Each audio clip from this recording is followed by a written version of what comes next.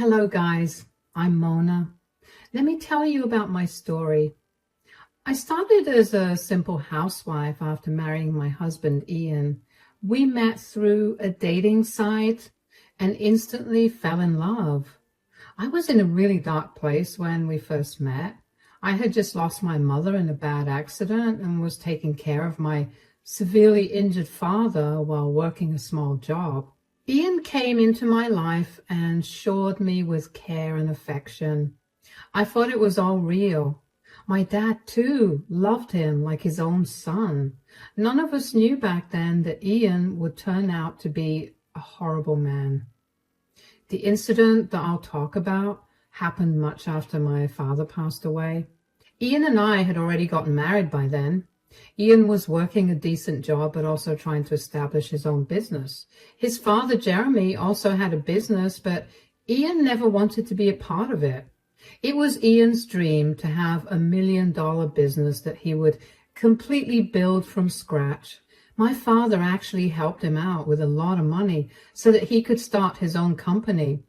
Actually, you can say that my inheritance was cut in half because of the money my father gave him. He had really loved Ian and thought that he would make me happy.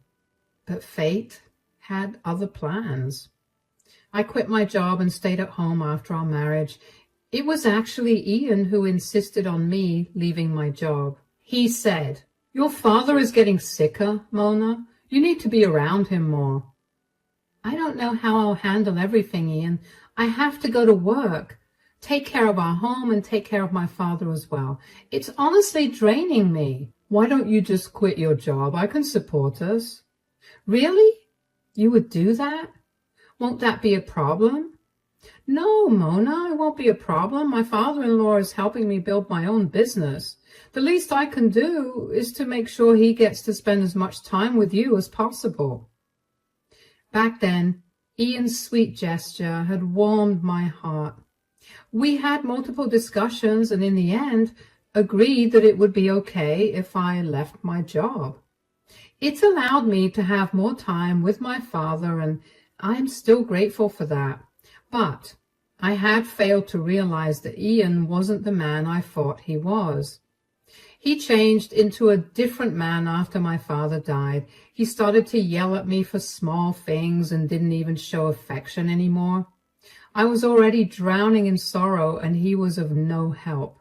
Back then, I thought that all the stress was from Ian trying to establish his business. He was quite close to launching it after my father died, so I blamed it all on work pressure. Instead of relying on him for comfort, I decided to do something nice for him. On the day of his office inauguration, I decided to throw him a party. He didn't want me at the office inauguration, so I decided to just have a surprise party at home to show him how proud I was of him for working so hard. Guys, I had meticulously planned this party and did my level best to surprise my husband. He was busy preparing to launch this business, and I wanted to reward him for that. I had noticed that he had become a little distant from me, but I chalked it up to him being busy with the business, so I ignored that red flag and happily went on to make a huge arrangement for a surprise party. I invited all our close friends and family members. I personally went to several vendors to get the best supplies for everyone. I put in a lot of effort and wanted to do something special for my husband. I sometimes wish I wouldn't have wasted my time like that. I did manage to arrange a grand party, but I never expected to be turned into a fool on that very day. On the day of the party and office inauguration, I told my husband that he needed to come home soon. He was very irritated and didn't even want to talk to me. I did my job and worked around the house quietly while he got ready to go to work. When he was almost done with breakfast, I said, "Honey, you need to come home early today. Please come home as soon as the office inauguration is done." "I don't have lots of free time to come home early, Mona.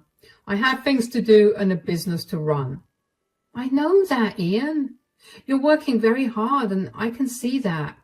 You know I won't ask you for anything unreasonable. Well, you're being unreasonable right now. I am a busy man, so you can't just expect me to come home whenever you demand. It's just one day, Ian. Can't you do this for me? It's inauguration day anyway, so you won't have a lot of work. You are asking me to sacrifice my work to come home early for you? Have you ever stopped to think about what puts food on your plate? No. Why would you care? You are just a housewife. I guess it's wrong for me to expect you to care when all you can do is make demands. I'm not demanding anything, Ian. It's a simple request. I never ask you to sacrifice work for me. It's something important. That's why I'm asking you to come home early. Fine, I will come early. Now, can you please shut up and let me have my breakfast in peace? You don't have anything to do, but I will be slaving my butt off at work. At least let me eat in some silence. Ian seemed even more irritated than before when I started to talk. His tone was extremely bad, and his mood wasn't all that great either. The way he spoke to me and dismissed me really hurt my feelings. He even gave me a little lecture about how I don't know what he goes through because I was a housewife.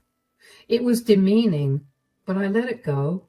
I had a habit of letting things go because I was in love with my husband. I didn't want to lose him, so I kept my head down and did whatever he wanted me to do.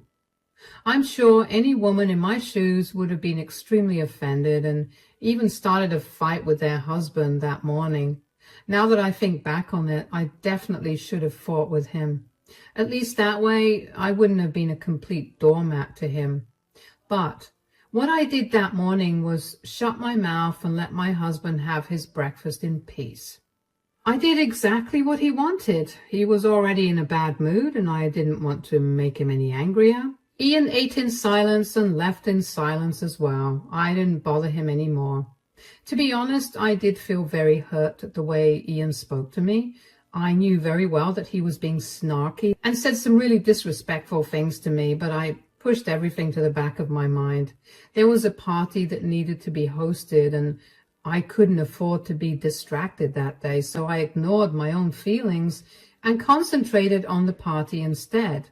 I had planned to speak to Ian privately a day after the party to address some issues that had arisen in our relationship. I stupidly thought that he would understand and try to be more mindful. And with that false hope in mind, I put on a happy face and made the final arrangements. The party started at the house even before Ian had arrived. The plan was to decorate our backyard and have everything arranged after Ian left for work. The vendors did charge me a lot for last-minute preparations, but I paid out of pocket for it. I was using my dad's inheritance and wasn't taking any of Ian's money. I think I should make that clear here. Anyway, the guests arrived along with my father-in-law, Jeremy. He was appreciating my party planning skills when I heard Ian pull up to the house. I quickly went to get the door and welcomed Ian inside. He seemed to be still a little irritated, but didn't say anything as I led him to our backyard. Everyone yelled, "Surprise!" and cheers went up all over the place. Ian just looked at everything very stoically and then turned to me to say, "What is this? Did you arrange this?" "Yes, it is a surprise party that I arranged for you, Ian." "Why?" "Wait, don't tell me you're pregnant. Oh God, that would be the worst news ever." "What? No, I'm not pregnant, Ian. This is just a celebratory party for your business, Ian. Why did you react so negatively to it?" "For a moment, I thought you would spring some kind of pregnancy news on me. Thank God you weren't able to trap me so easily." The way Ian was talking was starting to sound alarm bells in my head. He was really concerned I would end up revealing some pregnancy news to him. He was afraid that the party was a way to announce that he would be a father. What was exceptionally bizarre was that he was scared to have a child with me. He also said that my having a child would mean he would be trapped. Those sentences did not make sense coming from my own husband. I was a little shaken by his words and didn't know what to say, so all I could say was, "What do you mean, Ian? How would getting pregnant be bad news for you?" "You getting pregnant will definitely be bad news for me because of what I had planned to do today." "What have you planned to do, Ian? I don't know anything about it." "Well, looks like you are not the only one who arranged a surprise. I hate to have to do this publicly, but I see no other way now. Here, these are for you." Ian handed me a bunch of papers right in front of everyone.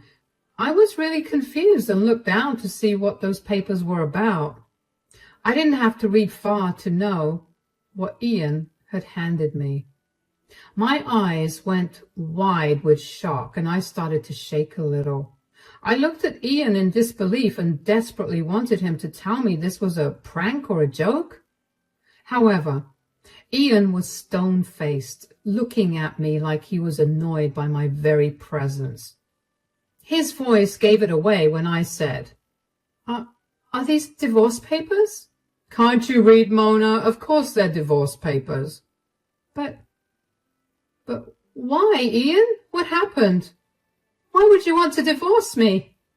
"Why would I want to divorce you? Are you really asking me that? Answer me first, Mona. Why should I stay married to you in the first place? I have literally no reason to stay married to you." "What are you talking about, Ian?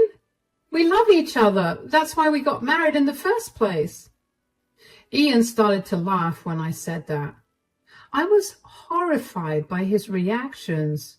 I even started to softly cry when I realized that he wasn't joking about the divorce papers. My mind was a mess, and I didn't even notice what the guests' reactions were. I was pretty sure that they were as surprised and confused as I was. They looked on while Ian laughed and continued to say, "Get off your high horse, Mona. Why do you think I still love you? I never loved you to begin with." "What? You never loved me?" "No, I never loved you. My biggest mistake was getting into a relationship with you." "Then why? Why did you marry me?"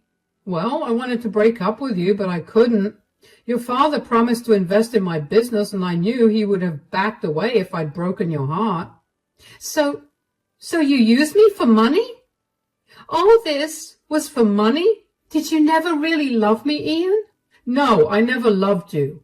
"Well, I thought I could get used to you or something, but that didn't happen. You're just a dim-witted housewife who will never be able to have my love and admiration, so I've decided to finally call it quits and move on. That's what the divorce papers are for." Those words did it for me. I fell to my knees and started to bawl because I hadn't expected the love of my life to say those things to me. That day, right in front of everyone, Ian had said that he had no feelings for me. He had just married me for money and regretted being with me in the first place. He had literally given me the impression that he was a loving and caring man. That day, I saw a very different side of him.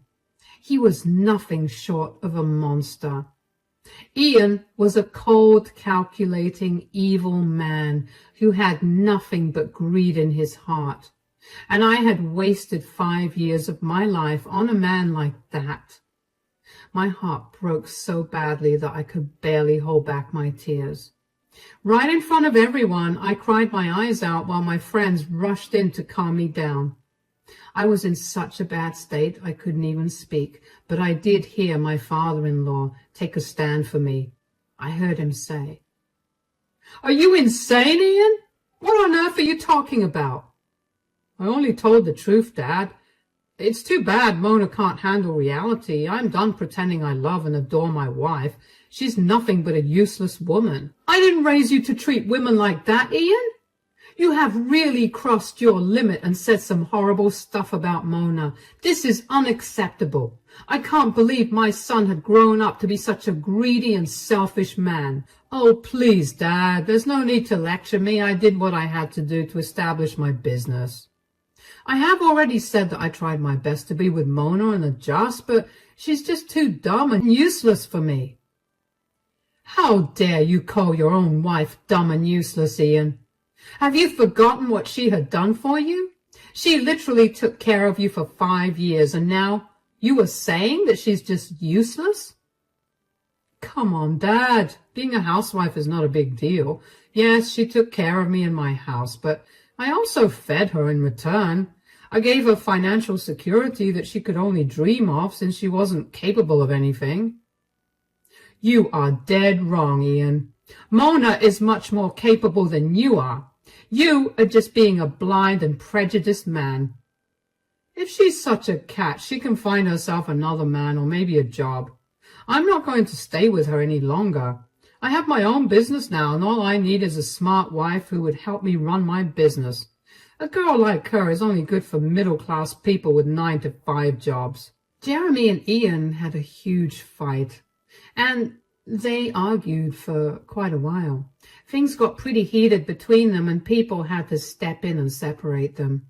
Though my guests helped break up the fight between Jeremy and Ian, they were on my side. Most of our guests were vocally telling Ian that this was a bad idea and that he was making a huge mistake. A lot of my friends and even his own family members berated him for what he was doing. Ian remained stoic and only kept saying that he deserved someone better, and a businessman like him wouldn't be with a dumb woman like me.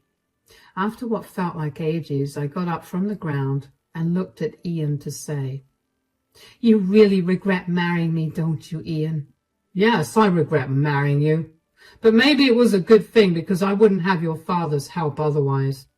"So, I was only good for the money, wasn't I? You don't feel anything for me and think I'm a dim-witted woman." "That's right.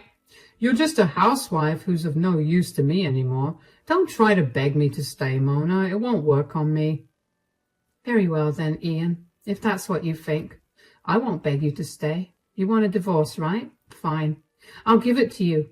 As long as your terms are fair, I won't fight the divorce." Ian seemed satisfied with my answer and said that he expected me to hire a lawyer and set up a meeting, saying that he simply retreated to the house and didn't even look back.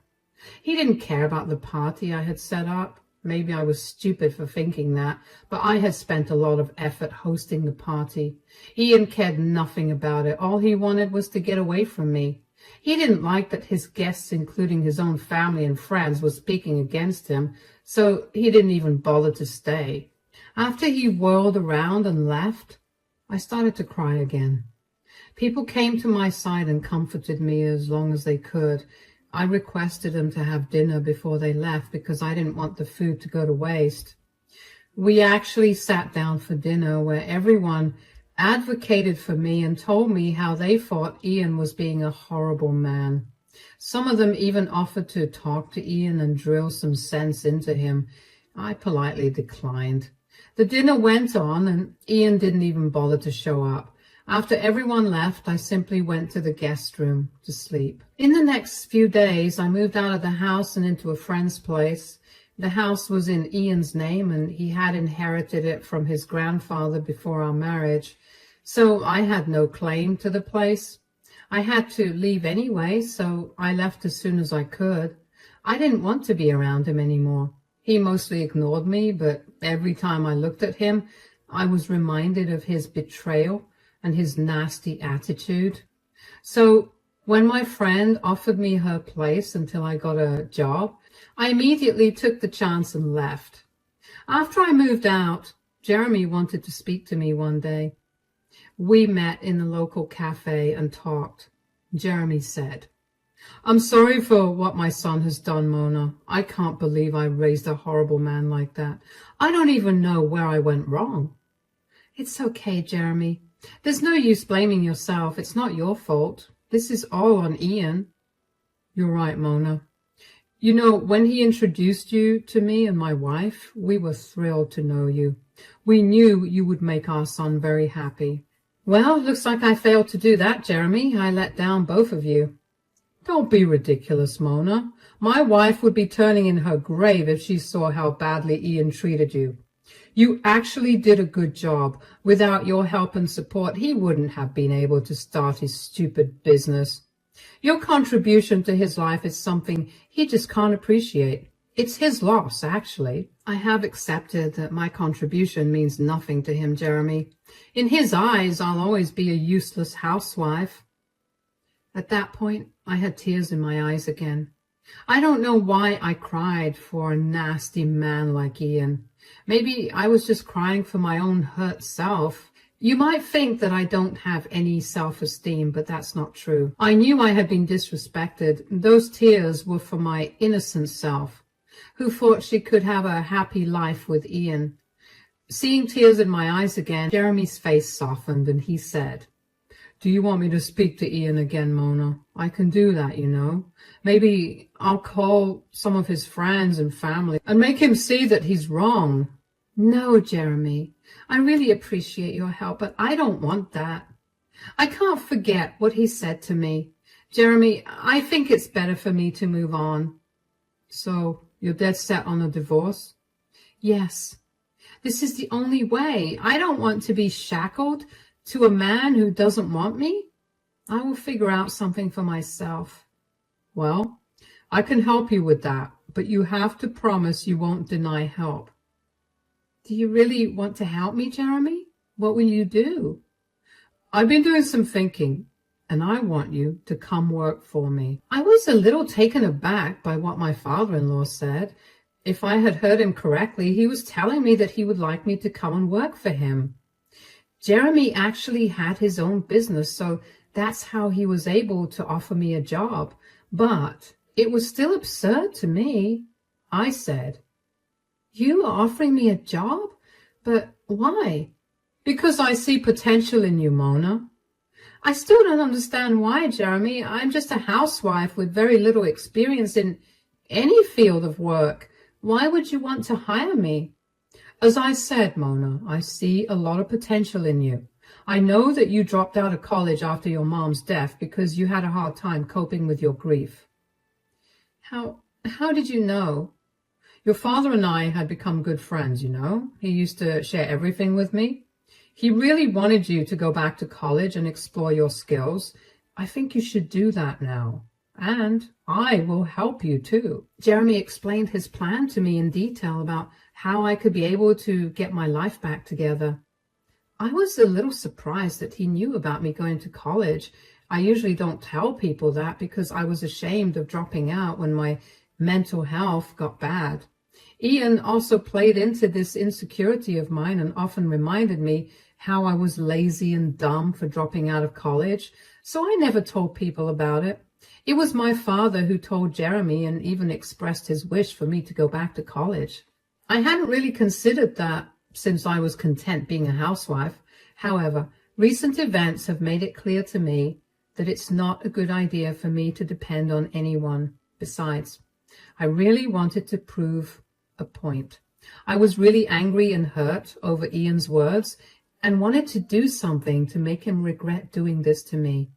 So I accepted Jeremy's offer, but I was still skeptical about college. I said, "I don't know about college though, Jeremy. I don't have much money anyway. I'm pretty sure whatever I have left from my dad's inheritance will be gone to hire a lawyer. Then I would have to sustain myself till I get alimony." "Oh, you don't have to worry about that, Mona. You can join straight away, so you will be on a payroll soon. You can also take classes once the divorce has been finalized and Ian buys you out of the company." "But if you do that, you'll be going against your son, Jeremy. He might end up hating you and not speaking to you again." "Well, it'll be a good thing because I don't want to speak to him either. He has become a horrible person and my own morals wouldn't allow me to be in his company anymore. Our relationship pretty much ends here." I gave Jeremy some time to think about this.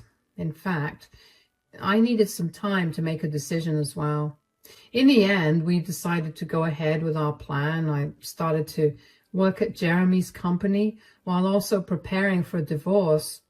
Getting a divorce was fairly easy because it was a mutual divorce. Ian didn't put up a fight when I asked him for 50% of his company. He had plenty of money stashed away from his last job because he had been planning to leave me for a while. Since Ian's company was in its infancy, Ian thought it would be the best time to buy me out. He was confident that his business would make big profits, and when that happens, the money he spent on me wouldn't matter. Anyway, the divorce happened in the next 8 months. Ian and I didn't stay in contact. He did get to know about my new job in his dad's company. He had made a rude comment about how I can only get a job through charity and will always work under someone. The comment would later come to haunt him. 3 years passed, and I started to slowly take over Jeremy's business. I went to college with the money I got from my divorce. After completing my degree in business studies, I started to take active control of Jeremy's company at his insistence. By then, he had been completely cut off from Ian, who didn't want him around anyway. I guess he was a little ashamed that his father ran a small business, and that's why he never wanted to take over his father's company in the first place. Anyway, he had really put a lot of time and money into his company, but it didn't quite work as he had planned. His company was sinking, and he was actually deep in debt. It was fairly public news. I knew about it, and I used that opportunity to show him how wrong he was about me. Ian and I ran into each other at a business conference. He was stunned to see me and said, "Hey, Mona, nice to see you after so long." "Hello, Ian. It really has been a long time since I've seen you." "I guess you're here to represent my dad's company?" "Well, it's actually my company as well. I own 50% of the company now. He's planning to retire soon and will be giving me the rest of his shares as a gift." "Oh, that's great news, Mona. I can't believe my dad's company has grown so much these past few years." "Yep. We have opened multiple stores across the state. We have major plans for expanding it further." "I see. You have done well for yourself, Mona. Everyone has been praising you, and even Dad tells everyone how much you have helped him to expand his company." "You can definitely say that, Ian. I remember how you called me a dim-witted housewife. I guess the tables have turned now, haven't they? What a twist of fate. Somehow your dumb ex-wife made it with your father's small business, but your business is on its last leg." Ian actually looked away in shame as I said that. When he approached me at the conference, his entire demeanor was different. Gone was his obnoxious attitude. Instead, he seemed excited to see me. Too bad it did nothing for me. I was just there to remind him of what he did to me and how wrong he was. His own father chose to leave me half of his company because he wanted me to be the sole owner, since I had put in the effort. He didn't want to leave anything to his worthless son, who had looked down on his father's business. Ian, in his delusion, had not only lost a wife who loved him, but also his father, who supported him. Now, the business he had dreamed about was failing as well, so he actually didn't have much to say when I confronted him again. He mumbled an apology and left in shame. After that night, Ian tried to get in touch with me. He wanted us to try again and help him recover his business from failing completely. I laughed at him and rejected both of his requests. Ian had not changed even a little, so I didn't feel any pity for him when his company finally went down. Due to his poor management of finances, he was drowning in debt, and even with the sale of his company, he couldn't get out of it, so he had to file for bankruptcy in the end. He is working a 9-to-5 job again after all these years. Meanwhile, I have gained full ownership and control of Jeremy's company. He has retired, but helps me out with advice sometimes. Today, I'm actually known as an eminent businesswoman in my city. Although I wasn't able to establish $1 million company with Jeremy's help, I did prove my worth to my ex and the world. I also hope I made my father proud.